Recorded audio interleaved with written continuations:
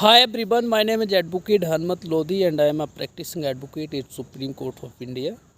और अभी फ़िलहाल हम विक्रम यूनिवर्सिटी के कैंपस में बैठे हुए हैं। चूँकि मैं यहाँ से LLM कर रहा हूँ तो मैंने सोचा कि स्टूडेंटों से थोड़ी बात की जाए और उनको गाइड किया जाए।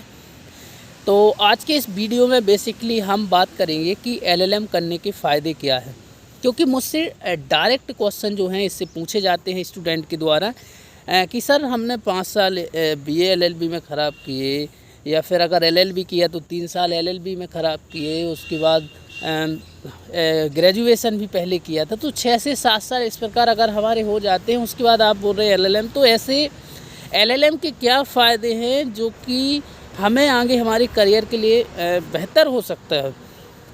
तो सबसे पहले दोस्तों मैं आपको बता दूं कि LLM का मतलब होता है कि इन फ्यूचर अगर आपको टीचिंग में जाना है, मीन्स एकेडमिक्स में जाना है, तो आपको LLM करना ही पड़ेगा। सबसे पहली बात तो अगर ऐसे स्टूडेंट जिनका क्लियर फोकस है कि हाँ मुझे LLM करना है क्योंकि मुझे जो है टीचिंग करना है, एकेडमिक्स जाना है, तो अगर एकेडमिक्स में आपको जाना है तो क्लियर है कि आपको LLM करना ही है।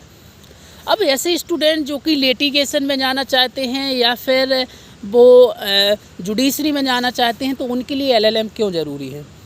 उनके लिए LLM क्यों इसलिए ज़रूरी है कि मान लीजिए आप जज बन जाते हैं तो कई बार प्रमोशन में आपकी ये चीज़ें जो है आपकी प्रोफाइल देखी जाती है, तो आपको वहाँ पे जो है LLM की डिग्री जो है फ़ायदा करेगी।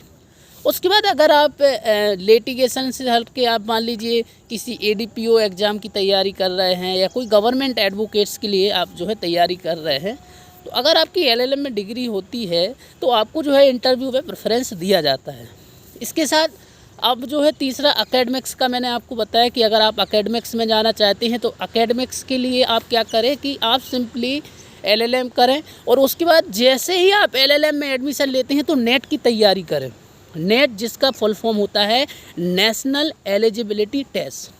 इसका मतलब ये है कि अगर आपको किसी भी महाविद्यालय विश्वविद्यालय में पढ़ाना है तो नेट क्वालिफाई होना चाहिए।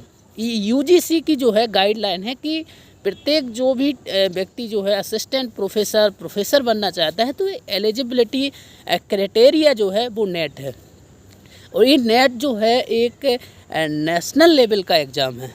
इसी प्रकार हर एक स्टेट जो है सेट करवाती है जिसका फुल फॉर्म होता है स्टेट एलिजिबिलिटी टेस्ट।